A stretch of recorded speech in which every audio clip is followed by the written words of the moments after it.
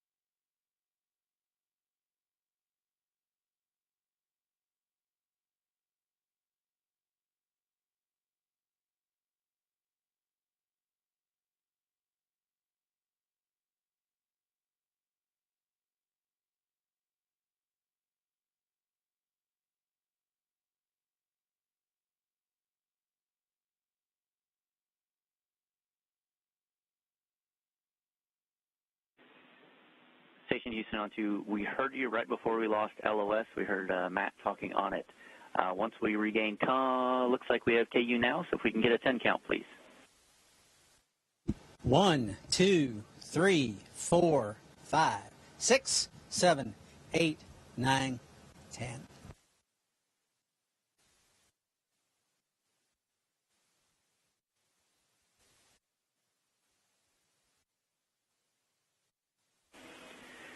Okay, we heard you. Volume and quality was good, but we're out of sync, so we need the encoder power cycle, please.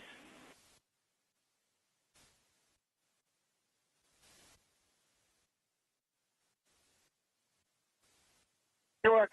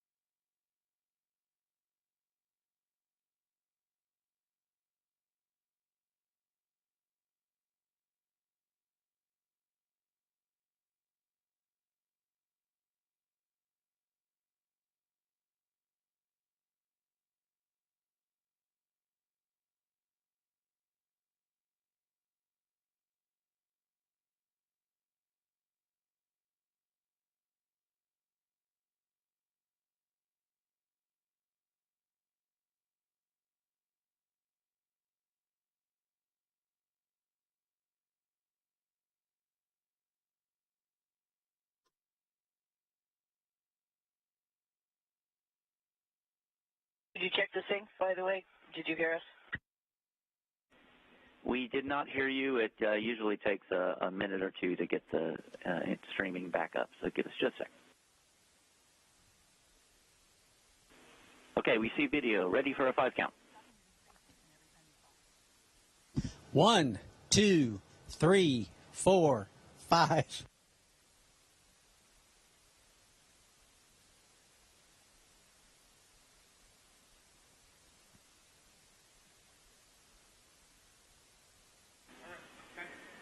Okay, copy. That is good for today. So, station, this is Houston. Are you ready for the event? We are ready for the event.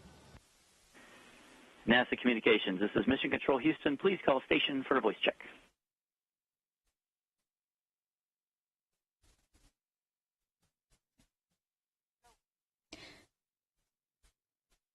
Station, this is Chelsea Bayarte with NASA Communications. How do you hear me? Chelsea, we have you loud and clear. How about us? Good morning. Thanks so much for taking the time to talk to us today. We have a really big group on our phone bridge eager to hear all about your mission. Reporters calling in, please go ahead and press *1 at this time to enter our question queue. In the meantime, Butch and Suni, I'll toss it over to you for some opening remarks. Okay. Well, great, Chelsea. Thank you so much. Welcome aboard the International Space Station first. It's a great place to be, a great place to live, a great place to work. As you can see, the American flag behind us showing the pride in our nation and what we have been able to do to this point on this mission. I thought I would take a few minutes and talk about the first couple of days of the mission when we were in Starliner. So let's start there.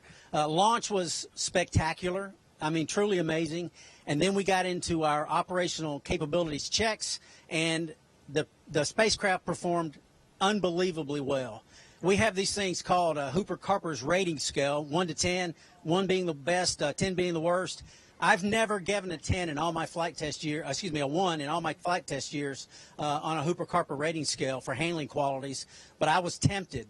That's how precise this spacecraft controlled in all aspects of the various tests we did. I won't go into those details of what the tests were, but it was truly amazing the precision that this spacecraft held. And then we got into day 2, the start of day 2. It was the same starting off. And then we did have some failures, as we're all aware. We had lost an RCS jet, and then we lost another one. And then you could tell the thrust, the control, the capability was degraded. The handling qualities were not the same. But thankfully, we had practiced and we had gotten certified for manual control. And so we took over manual control for over an hour on the V-bar, the axis where we actually rendezvous with the space station. And for over an hour while the teams on the ground did their troubleshooting, and we got a couple of jets back.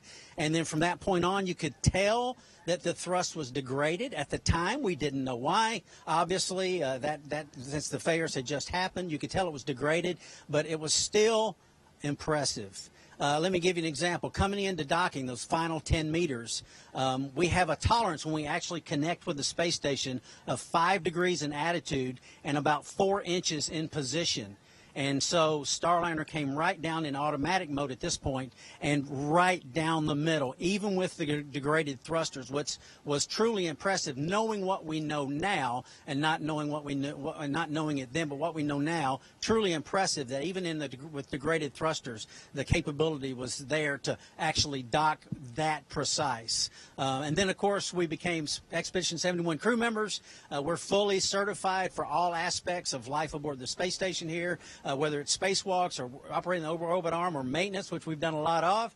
That's part of living here. You have to keep that space station going. And over to Suni for some of those details. Yeah, thanks, Butch. I'll just add a couple other things once we got onto the space station. We still had a lot of checks for Starliner, and those all went really well. One of them was practicing for safe haven to make sure that we had all the emergency equipment that's laid out that we need to have to get into our spacecraft and use it as a safe haven in case something happens to the International Space Station. There was also a couple other tests with habitability to make sure that the spacecraft is ready to support 4 people. We grabbed a couple ISS crew members to come in there with us and go through all of the actions, and as well as checked out the ECLSS, the environmental control system, pretty thoroughly throughout all these tests, and it really worked very well. So we are really satisfied with putting more people in the spacecraft once we get back and we work through all the issues that we've found already.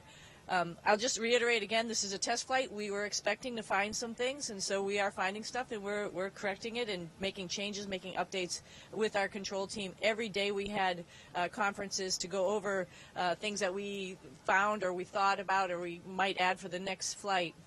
Once we got onto the space station, beside for all the Starliner tests, we've been integrated right into Expedition 71, 71 plus as we call it, and we've been doing science for them, maintenance, some major maintenance that has been waiting for a little while, like stuff that's been on the books for a little bit. There's the urine processor pump that we took one good pump out and put into a good body, and it's called Franken pump. That's ready to go in case we have any problems with the urine processing system. Butch and I just did a moderate temperature loop, low temperature loop cooling refill for all the USOS modules. I got to do some gene sequencing. I think you got to do some other science experiments as well with a moon microscope that was 3D printed. So we've been thoroughly busy up here, integrated right into the crew, And every about once a week we get to jump into Starliner and talk to our control team there and work through all the new nuances that they're working very hard on the ground to make sure that we will be able to come home before too long. Over to you, Chelsea. That sounds great. Thanks, Butch and Suni. Let's jump into some questions. We're going to start with Bill Harwood with CBS News. Butch, given what you just told us in your remarks, based on what you know today, how confident are you that the Starliner will get you home safely, given the known helium leaks and the earlier thruster issues? And as test pilots, are you satisfied you have a workable backup procedures in place if the normal deorbit plan cannot be executed for some reason? Thanks. Yeah, thank you. That's a good question, Bill, obviously. Yes, I'll say yes to all of those questions. We're absolutely confident. We've already, as Suni mentioned, for Safe Haven, we had that test, not just the test, but also to do it for real when we had that possible conjunction a few weeks ago. And we got in Starliner, we were ready to go. Everything's in place as far as what we know now. That is a good point. We are actually doing thruster testing as we speak at White Sands, New Mexico, going through that process, trying to replicate what we saw on that flight day 2 when we were rendezvousing, and we're going to learn from that, and we're going to incorporate new processes, new procedures that we will employ if necessary. So obviously, right now we are ready. We will be ready then, unless the data shows otherwise. But right now, based on what we know, we are absolutely ready. Our next question is from Marcia Dunn with the Associated Press.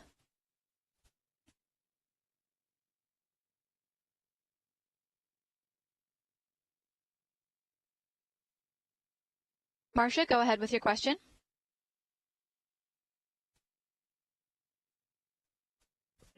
I'm sorry.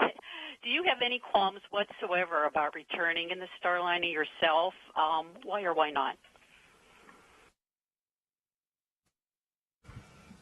You know, Marcia, we've been through a lot of simulations for this spacecraft to, go through all sorts of iterations of failures. And I think where we are right now and what we know right now and how the spacecraft flew as it was coming in to do the docking as Butch described, I feel confident that if we had to, if there was a problem with the International Space Station, we can get in our spacecraft and we can undock, talk to our team, and figure out the best way to come home.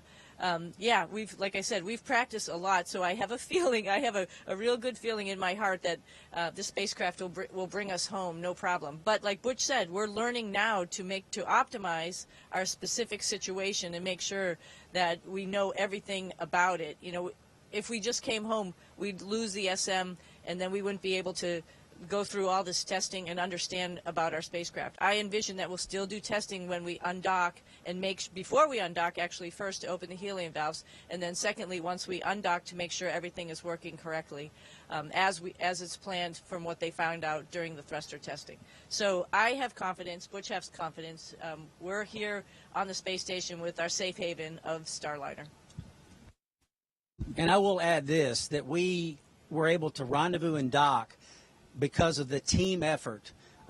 Guys like Dean Lenort and our propulsion officer and Ed Van Sice, our flight director, and the team on the ground is working together. What we did, taking over manual control while they assessed the situation and coming to the conclusion that we could re-enable those RCS jets that had failed and then get us here safely, as I said, with the precision still there with some degraded thrusters. And we feel confident that this team will do the same on the way home.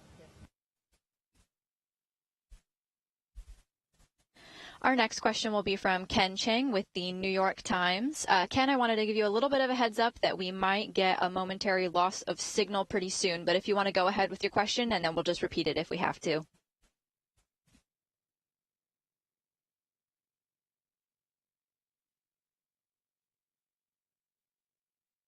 ISS. Also, can you give us examples of what you might hear from the test at White Sands that would give you concerns about the safety of Starliner for coming back to Earth? Thank you. Hey, Ken, it does look like we lost them there, so I'll have you repeat your question once they get back online. Should just be a couple more seconds. I will take this time to remind everybody that we will have another news conference, a longer one this time, with NASA and Boeing leadership later today. So be sure to tune in for that as well. In the meantime, we'll wait for Butch and Suni to come back to us from the space station. All right, Ken, do you want to repeat your question? Sure. First, I was saying, I'm imagining you're not complaining that you got to spend a few extra weeks at ISS. And second, I was wondering, is there anything that would come out at test? Can you give examples of something that would come out at test at White Sands that would give you pause about the status of Starliner and that, or being able to take you home safely? Thank you. Yeah, we are having a great time here on ISS. You know, Butch and I have been up here before, and it feels like coming back home. It feels good to float around. It feels good to be in space and work up here with the International Space Station team. So, yeah, it's great to be up here. So I'm not complaining. Butch isn't complaining that we're here for a couple weeks, extra weeks. I mean, your question is full of speculation. I really don't know personally exactly what could come out of there.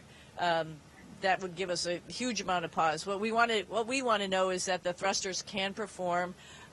If whatever their percentage of thrust is, we can put it into a package that will get us a deorbit burn. That's the main purpose that we need the service module, to get us a good deorbit burn so that we can come back. You know, our OMAC thrusters, our bigger ones, we haven't really had a problem with them. So we are very confident in the deorbit burn capability with the number of OMACs that we have. It's just that attitude from the RCS thrusters. So, you know, with a little bit, if they are degraded, and we'll find out if they really are degraded, what that combination is to get us the right attitude. And I think with the number of jets we have, we're probably going to find something really positive. So beyond guessing, I think that's as good as I'm going to give you as an answer. Yeah, one other thing, that during the burn itself, once we get to the burn, we're pretty much home free as long as the OMACs continue to operate, and there's no reason they wouldn't, because the OMACs can maintain the attitude themselves during the burn. So that's another added feature that is in our favor. We'll now go to Gina Sinceri with ABC News.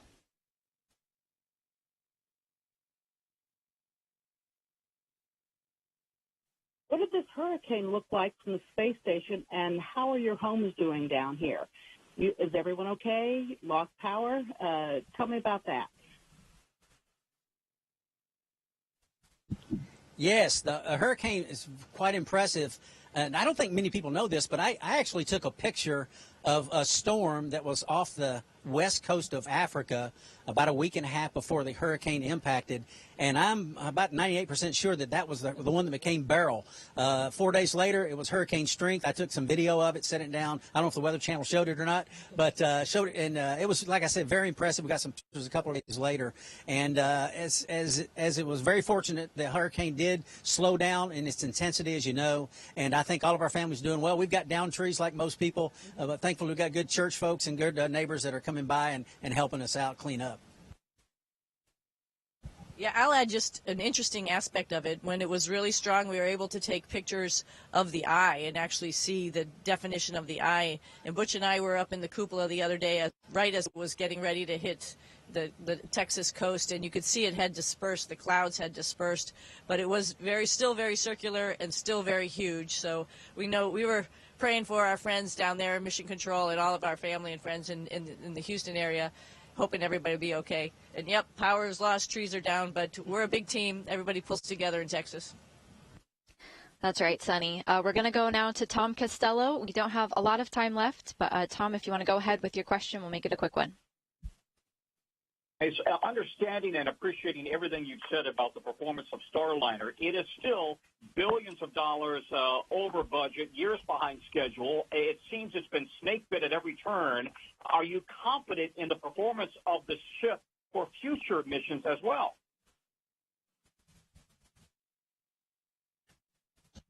Yeah, that's a fair question. I can tell you that this is the world of test. This is a tough business that we're in. Human spaceflight is not easy in any regime. And there have been multiple issues with every spacecraft that's ever been designed, and that's the nature of what we do. That mantra you've heard, failure is not an option. That's why we are staying here now. we did have some degradation and in our thrusters, and we know that, and that's why we're staying, because we're going to test it. That's what we do. That's what we do in this business. We're going to get the data that we need to help inform our decisions so we make the right decisions, and that's why we feel confident. We've got a history of doing that going back decades in human spaceflight, and that gives us confidence now that it will continue. We are very close and friends with those that are making these decisions, and we trust them. We trust their integrity. We trust their technical acumen, and we trust that the tests that we're doing are the ones that we need to do to get the right answers to give us the data that we need to come back. Butch and Suni, thanks so much for taking the time. We're excited to talk to you again shortly before you come home. Have a great rest of your mission. Station, this is Houston ACR. Thank you. That concludes our event. Thank you to all participants. Station, we are now resuming operational audio communications.